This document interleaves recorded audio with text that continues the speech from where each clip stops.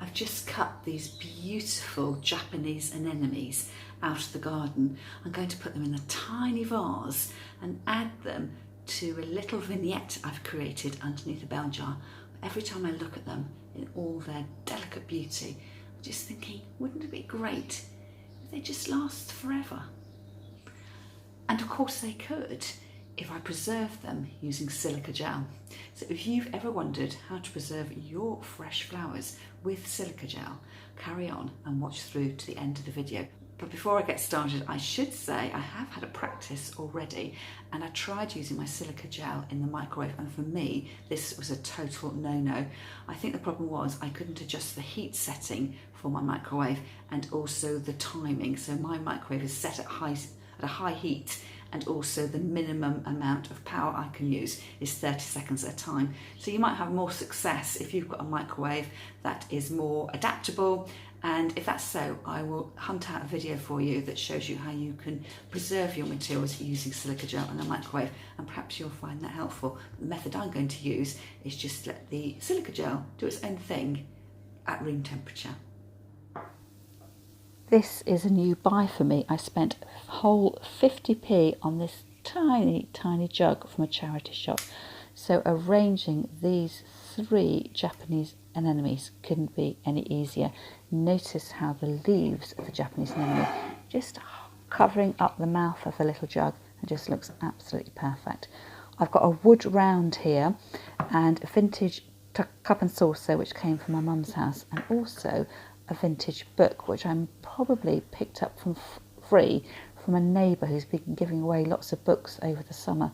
So I'm opening up the pages of the book to sort of provide a backdrop, and then covering up everything with a bell jar or a cloche. And this was a gift several Christmases ago from my husband's daughter, and there is the finished piece. But of course those anemones are in water and they're not going to last very long under the glass. So now I'm going to show you how to preserve them using silica gel. I bought my silica gel online, and if you're interested in sourcing your own, I'll leave a link to it in the show notes underneath the video. It's in a powdery form. In fact, it's quite granulated. It almost looks like sugar, and it is used for keeping the moisture of things. So it's the kind of, you find it in sachets if you buy a new pair of shoes or a handbag, that kind of thing. And that might be another way of sourcing your silica gel if you save all those little packets. So I'm cutting off the flower head, and I've put a layer of silica gel to sort of cushion the flower before I add in the flower head, and then gently adding in the silica gel around the top. So here I'm managing to layer up the individual flowers, and I think I get all 3 flower heads in here, and they will just sit somewhere out of reach, only because I don't want the gel to be knocked. And I would just say that just be careful with the silica gel. It is a natural product, although it is a chemical as well, and you don't want any young children or animals getting too close to it, so just be careful when you're using it. In fact, on that note, I watched a really interesting video from a lady in America who is using silica gel to keep her ammunition for her guns safe. So not flower arranging at all, but I will see if I can find that video again and leave a link to it underneath this one. So once I have left my silica gel to sit and dry out the flowers, I think probably I left it for about a week or so. I'm just straining out the silica gel, and I've used my cake cooling rack here, but I don't think that's necessary really. I didn't want the flowers to get crushed as I was pouring them out. So I've collected the silica gel on a piece of greaseproof paper on a baking tray, just so that I can fold up the greaseproof paper and easily put it back into the tub, and then I can reseal that and use it another time. As I said at the beginning of the video, my microwave was on too high power, and the interval when I could do the drying out, I was limited to 30 seconds at a time, and I actually managed to singe my anemones, and they weren't totally dry. So I found this method for me worked much better, and you can see here how gorgeous the flower heads are. Well, they have slightly flattened out a little bit. They haven't got that distinctive cup shape to them. Now I want to use these in my little jug again, so I need to add on some stems, having cut the stems off when I was drying the flowers. And I'm using my rose wires and my buttonhole tape, so these are the similar materials you'd use if you were making buttonholes for a wedding. So I did have a little bit of a problem here because I wanted to thread my wire through the stem of the flower, and I just found it really tricky to do.